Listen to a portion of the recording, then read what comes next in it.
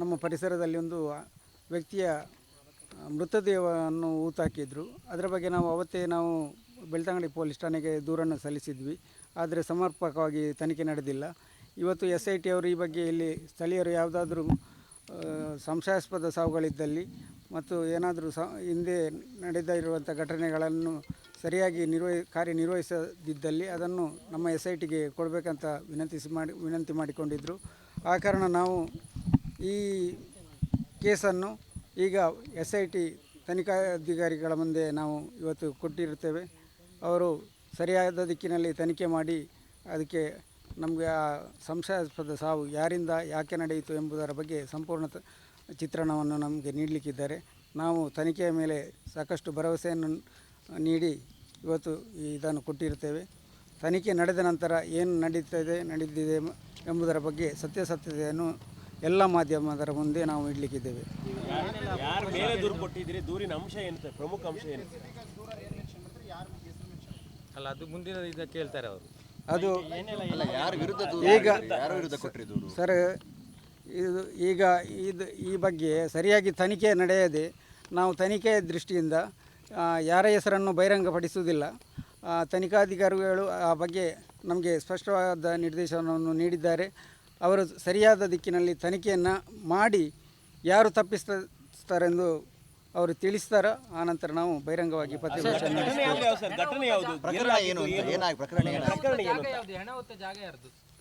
ಅದು ಸರ್ಕಾರಿ ಜಾಗ ಸರ್. ಉಜಿರೆ ಗ್ರಾಮದ ಬಿಲ್ಲರೋಡಿ ಎಂಬಲ್ಲಿ 2018ರಲ್ಲಿ ಅಲ್ಲಿ ಮಹೇಶ್ ಶೆಟ್ಟಿ ತಿಮ್ಮರೋಡಿಯವರು ಮರ ಕಡಿಯುವ ಸಂದರ್ಭದಲ್ಲಿ ಒಂದು ಹೆಣವನ್ನು ಹೂತಾಕಿದ್ದಾರೆಂಬ ಬಗ್ಗೆ ನಾಗರಿಕರಿಗೆ ಸಂಶಯ ಇತ್ತು. ಅದರ ಬಗ್ಗೆ ಯಾರು ಯಾಕೆ ಹೂತಾಕಿದ್ರು ಎಂಬುದರ ಬಗ್ಗೆ ಒಂದು ನಾಗರಿಕರ ಸಂಶಯವನ್ನು ದೂರ ಮಾಡಬೇಕೆಂಬ ನಿಟ್ಟಿನಲ್ಲಿ ನಾವೆಲ್ಲ ಸೇರಿ ಬೆಳ್ತಂಗಡಿ ಠಾಣೆಗೆ ದೂರು ನೀಡಿದ್ವಿ. ಆರಂಭದಲ್ಲಿ ಅದು ವೇಗವಾಗಿ ತನಿಖೆಯ ದೃಷ್ಟಿಯಲ್ಲಿ ನಡ್ಕೊಂಡು ಹೋಯ್ತಾದರೂ ಮುಂದಿನ ದಿನದಲ್ಲಿ ರಾಜಕೀಯ ಪ್ರೇರಿತವಾಗಿ ಅದು ಅಲ್ಲಿಗೆ ಅಂತ್ಯಗೊಂಡಿತು. ಪ್ರಸಕ್ತ ಸನ್ನಿವೇಶದಲ್ಲಿ ಧರ್ಮಸ್ಥಳ ಪ್ರಕರಣದ ಕುರಿತು SIT ಅವರು ತನಿಖೆ ನಡೆಸುತ್ತಿದ್ದಾರೆ. ಇಂಥ ಘಟನೆಗಳು ಇದ್ದಲ್ಲಿ ಯಾರಾದರೂ ದೂರು ಕೊಡುವವರು ಮುಂದೆ ಬರಬೇಕಂತ ವಿನಂತಿ ಮಾಡಿಕೊಂಡಿದ್ದರು. ಈ ಸಂದರ್ಭದಲ್ಲಿ ನಾವು ಈ ಕೇಸನ್ನು ಪರಿಶೀಲಿಸಬೇಕು, ತನಿಖೆ ಮಾಡಬೇಕು, ಸತ್ಯಾಸತ್ಯತೆ ಏನೆಂಬುದನ್ನು ಜನತೆಗೆ ತಿಳಿಸಬೇಕಂತ ಎಲ್ಲರ ಪರವಾಗಿ, ನಮ್ಮ ಊರಿನವರ ಪರವಾಗಿ ನಾನು ಇವತ್ತು SIT ತಂಡಕ್ಕೆ ನಾನು ದೂರನ್ನು ಸಲ್ಲಿಸಿದ್ದೇನೆ.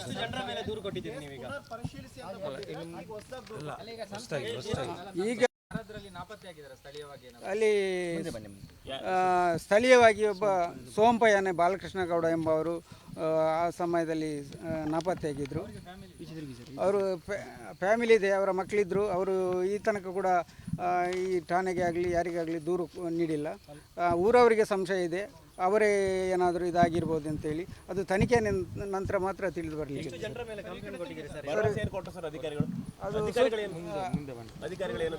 ಅಧಿಕಾರಿಗಳು ಸೂಕ್ತ ಕ್ರಮ ಕೈಗೊಳ್ಳುವ ಭರವಸೆ ನೀಡಿದ್ದಾರೆ. ತನಿಖೆ ಹಿತದೃಷ್ಟಿಯಿಂದ ನಾವು ಯಾವುದನ್ನು ಬಹಿರಂಗಪಡಿಸುವಂತಿಲ್ಲ. ಮುಂದಿನ ದಿನಗಳಲ್ಲಿ ನಾವು ಅದನ್ನು ಸ್ಪಷ್ಟವಾಗಿ ತಿಳಿಸ್ತೇವೆ. ನಮ್ಮ ಪರಿಸರದಲ್ಲಿ ಒಂದು ವ್ಯಕ್ತಿಯ ಮೃತದೇಹವನ್ನು ಹೂತಾಕಿದ್ರು. ಅದರ ಬಗ್ಗೆ ಅವತ್ತೇ ಬೆಳ್ತಂಗಡಿ ಪೊಲೀಸ್ ಠಾಣೆಗೆ ದೂರನ್ನು ಸಲ್ಲಿಸಿದ್ವಿ. ಆದರೆ ಸಮರ್ಪಕವಾಗಿ ತನಿಖೆ ನಡೆದಿಲ್ಲ. ಇವತ್ತು SIT ಅವರು ಈ ಬಗ್ಗೆ ಇಲ್ಲಿ ಸ್ಥಳೀಯರು ಯಾವುದಾದ್ರೂ ಸಂಶಯಾಸ್ಪದ ಸಾವುಗಳಿದ್ದಲ್ಲಿ ಮತ್ತು ಏನಾದರೂ ಹಿಂದೆ ನಡೆದಿರುವಂಥ ಘಟನೆಗಳನ್ನು ಸರಿಯಾಗಿ ಕಾರ್ಯನಿರ್ವಹಿಸದಿದ್ದಲ್ಲಿ ಅದನ್ನು ನಮ್ಮ SITಗೆ ಕೊಡಬೇಕಂತ ವಿನಂತಿ ಮಾಡಿಕೊಂಡಿದ್ದರು. ಆ ಕಾರಣ ನಾವು ಈ ಕೇಸನ್ನು ಈಗ SIT ತನಿಖಾಧಿಕಾರಿಗಳ ಮುಂದೆ ನಾವು ಇವತ್ತು ಕೊಟ್ಟಿರುತ್ತೇವೆ. ಅವರು ಸರಿಯಾದ ದಿಕ್ಕಿನಲ್ಲಿ ತನಿಖೆ ಮಾಡಿ ಅದಕ್ಕೆ ನಮಗೆ ಆ ಸಂಶಯಾಸ್ಪದ ಸಾವು ಯಾರಿಂದ ಯಾಕೆ ನಡೆಯಿತು ಎಂಬುದರ ಬಗ್ಗೆ ಸಂಪೂರ್ಣ ಚಿತ್ರಣವನ್ನು ನಮಗೆ ನೀಡಲಿಕ್ಕಿದ್ದಾರೆ. ನಾವು ತನಿಖೆಯ ಮೇಲೆ ಸಾಕಷ್ಟು ಭರವಸೆಯನ್ನು ನೀಡಿ ಇವತ್ತು ಇದನ್ನು ಕೊಟ್ಟಿರುತ್ತೇವೆ. ತನಿಖೆ ನಡೆದ ನಂತರ ಏನು ನಡೆದಿದೆ ಎಂಬುದರ ಬಗ್ಗೆ ಸತ್ಯಾಸತ್ಯತೆಯನ್ನು ಎಲ್ಲ ಮಾಧ್ಯಮದರ ಮುಂದೆ ನಾವು ಇಡಲಿಕ್ಕಿದ್ದೇವೆ. ಯಾರ ಮೇಲೆ ದೂರು ಕೊಟ್ಟಿದ್ದೀರಿ? ದೂರಿನ ಅಂಶ ಏನು, ಪ್ರಮುಖ ಅಂಶ ಏನು? ಅಲ್ಲ, ಅದು ಮುಂದಿನ ಇದಕ್ಕೆ ಕೇಳ್ತಾರೆ ಅವರು. ಅದು ಈಗ ಸರ್, ಈ ಬಗ್ಗೆ ಸರಿಯಾಗಿ ತನಿಖೆ ನಡೆಯದೆ ನಾವು ತನಿಖೆಯ ದೃಷ್ಟಿಯಿಂದ ಯಾರ ಹೆಸರನ್ನು ಬಹಿರಂಗಪಡಿಸುವುದಿಲ್ಲ. ತನಿಖಾಧಿಕಾರಿಗಳು ಆ ಬಗ್ಗೆ ನಮಗೆ ಸ್ಪಷ್ಟವಾದ ನಿರ್ದೇಶನವನ್ನು ನೀಡಿದ್ದಾರೆ. ಅವರು ಸರಿಯಾದ ದಿಕ್ಕಿನಲ್ಲಿ ತನಿಖೆಯನ್ನು ಮಾಡಿ ಯಾರು ತಪ್ಪಿಸ್ತಾರೆಂದು ಅವರು ತಿಳಿಸ್ತಾರ ಆನಂತರ ನಾವು ಬಹಿರಂಗವಾಗಿ ಪ್ರತಿಭಟನೆ ಘಟನೆ ಯಾವ್ದು ಯಾವ ಸರ್ ಘಟನೆ ಯಾವುದು ಪ್ರಕರಣ ಏನು ಅಂತ ಏನಾಗಿ ಪ್ರಕರಣ ಏನು ಪ್ರಕರಣ ಏನು ಅದು ಸರ್ಕಾರಿ ಜಾಗ ಸರ್. ಉಜಿರೆ ಗ್ರಾಮದ ಬಿಲ್ಲರೋಡಿ ಎಂಬಲ್ಲಿ 2018ರಲ್ಲಿ ಅಲ್ಲಿ ಮಹೇಶ್ ಶೆಟ್ಟಿ ತಿಮ್ಮರೋಡಿಯವರು ಮರ ಕಡಿಯುವ ಸಂದರ್ಭದಲ್ಲಿ ಒಂದು ಹೆಣವನ್ನು ಹೂತಾಕಿದ್ದಾರೆಂಬ ಬಗ್ಗೆ ನಾಗರಿಕರಿಗೆ ಸಂಶಯ ಇತ್ತು. ಅದರ ಬಗ್ಗೆ ಯಾರು ಯಾಕೆ ಹೂತಾಕಿದ್ರು ಎಂಬುದರ ಬಗ್ಗೆ ಒಂದು ನಾಗರಿಕರ ಸಂಶಯವನ್ನು ದೂರ ಮಾಡಬೇಕೆಂಬ ನಿಟ್ಟಿನಲ್ಲಿ ನಾವೆಲ್ಲ ಸೇರಿ ಬೆಳ್ತಂಗಡಿ ಠಾಣೆಗೆ ದೂರು ನೀಡಿದ್ವಿ. ಆರಂಭದಲ್ಲಿ ಅದು ವೇಗವಾಗಿ ತನಿಖೆಯ ದೃಷ್ಟಿಯಲ್ಲಿ ನಡ್ಕೊಂಡು ಹೋಯ್ತಾದರೂ ಮುಂದಿನ ದಿನದಲ್ಲಿ ರಾಜಕೀಯ ಪ್ರೇರಿತವಾಗಿ ಅದು ಅಲ್ಲಿಗೆ ಅಂತ್ಯಗೊಂಡಿತು. ಪ್ರಸಕ್ತ ಸನ್ನಿವೇಶದಲ್ಲಿ ಧರ್ಮಸ್ಥಳ ಪ್ರಕರಣದ ಕುರಿತು SIT ಅವರು ತನಿಖೆ ನಡೆಸುತ್ತಿದ್ದಾರೆ. ಇಂಥ ಘಟನೆಗಳು ಇದ್ದಲ್ಲಿ ಯಾರಾದರೂ ದೂರು ಕೊಡುವವರು ಮುಂದೆ ಬರಬೇಕಂತ ವಿನಂತಿ ಮಾಡಿಕೊಂಡಿದ್ದರು. ಈ ಸಂದರ್ಭದಲ್ಲಿ ನಾವು ಈ ಕೇಸನ್ನು ಪುನರ್ ಪರಿಶೀಲಿಸಬೇಕು, ತನಿಖೆ ಮಾಡಬೇಕು, ಸತ್ಯಾಸತ್ಯತೆ ಏನೆಂಬುದನ್ನು ಜನತೆಗೆ ತಿಳಿಸಬೇಕಂತ ಎಲ್ಲರ ಪರವಾಗಿ, ನಮ್ಮ ಊರಿನವರ ಪರವಾಗಿ ನಾನು ಇವತ್ತು SIT ತಂಡಕ್ಕೆ ನಾನು ದೂರನ್ನು ಸಲ್ಲಿಸಿದ್ದೇನೆ.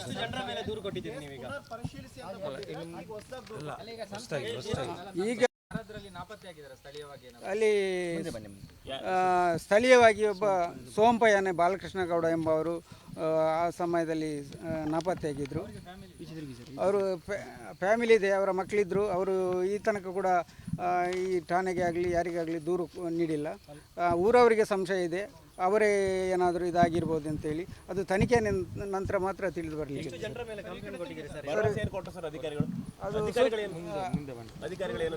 ಅಧಿಕಾರಿಗಳು ಸೂಕ್ತ ಕ್ರಮ ಕೈಗೊಳ್ಳುವ ಭರವಸೆ ನೀಡಿದ್ದಾರೆ. ತನಿಖೆ ಹಿತದೃಷ್ಟಿಯಿಂದ ನಾವು ಯಾವುದನ್ನು ಬಹಿರಂಗಪಡಿಸುವಂತಿಲ್ಲ. ಮುಂದಿನ ದಿನಗಳಲ್ಲಿ ನಾವು ಅದನ್ನು ಸ್ಪಷ್ಟವಾಗಿ ತಿಳಿಸ್ತೇವೆ. ನಮ್ಮ ಪರಿಸರದಲ್ಲಿ ಒಂದು ವ್ಯಕ್ತಿಯ ಮೃತದೇಹವನ್ನು ಹೂತಾಕಿದ್ರು. ಅದರ ಬಗ್ಗೆ ಅವತ್ತೇ ನಾವು ಬೆಳ್ತಂಗಡಿ ಪೊಲೀಸ್ ಠಾಣೆಗೆ ದೂರನ್ನು ಸಲ್ಲಿಸಿದ್ವಿ. ಆದರೆ ಸಮರ್ಪಕವಾಗಿ ತನಿಖೆ ನಡೆದಿಲ್ಲ. ಇವತ್ತು SIT ಅವರು ಈ ಬಗ್ಗೆ ಇಲ್ಲಿ ಸ್ಥಳೀಯರು ಯಾವುದಾದ್ರೂ ಸಂಶಯಾಸ್ಪದ ಸಾವುಗಳಿದ್ದಲ್ಲಿ ಮತ್ತು ಏನಾದರೂ ಹಿಂದೆ ನಡೆದಿರುವಂಥ ಘಟನೆಗಳನ್ನು ಸರಿಯಾಗಿ ಕಾರ್ಯನಿರ್ವಹಿಸದಿದ್ದಲ್ಲಿ ಅದನ್ನು ನಮ್ಮ SITಗೆ ಕೊಡಬೇಕಂತ ವಿನಂತಿ ಮಾಡಿಕೊಂಡಿದ್ದರು.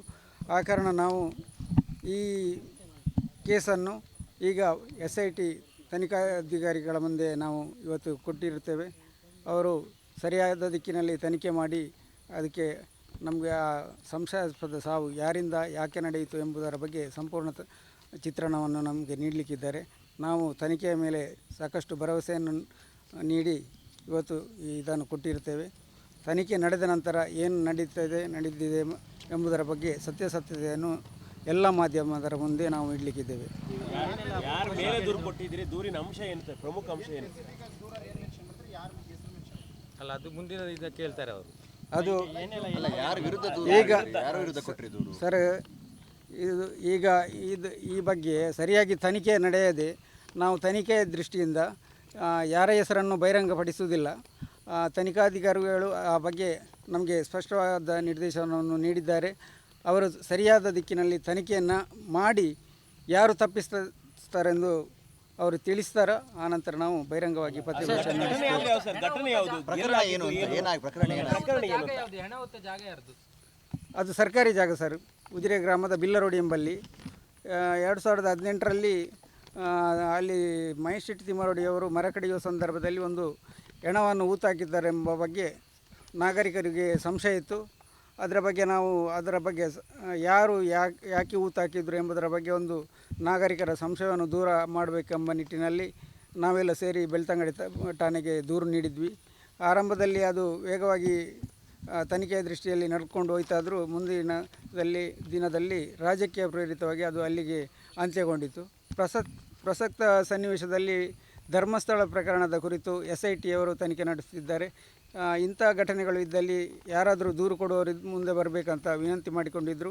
ಈ ಸಂದರ್ಭದಲ್ಲಿ ನಾವು ಈ ಕೇಸನ್ನು ಪುನರ್ ಪರಿಶೀಲಿಸಬೇಕು, ತನಿಖೆ ಮಾಡಬೇಕು, ಸತ್ಯಾಸತ್ಯತೆ ಏನೆಂಬುದನ್ನು ಜನತೆಗೆ ತಿಳಿಸಬೇಕಂತ ಎಲ್ಲರ ಪರವಾಗಿ, ನಮ್ಮ ಊರಿನವರ ಪರವಾಗಿ ನಾನು ಇವತ್ತು SIT ತಂಡಕ್ಕೆ ನಾನು ದೂರನ್ನು ಸಲ್ಲಿಸಿದ್ದೇನೆ.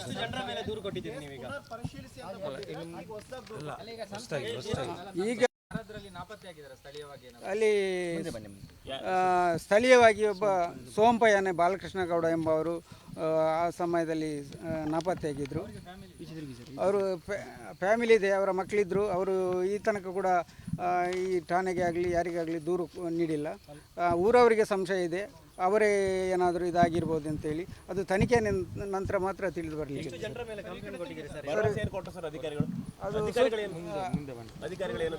ಅಧಿಕಾರಿಗಳು ಸೂಕ್ತ ಕ್ರಮ ಕೈಗೊಳ್ಳುವ ಭರವಸೆ ನೀಡಿದ್ದಾರೆ. ತನಿಖೆ ಹಿತದೃಷ್ಟಿಯಿಂದ ನಾವು ಯಾವುದನ್ನು ಬಹಿರಂಗಪಡಿಸುವಂತಿಲ್ಲ. ಮುಂದಿನ ದಿನಗಳಲ್ಲಿ ನಾವು ಅದನ್ನು ಸ್ಪಷ್ಟವಾಗಿ ತಿಳಿಸ್ತೇವೆ.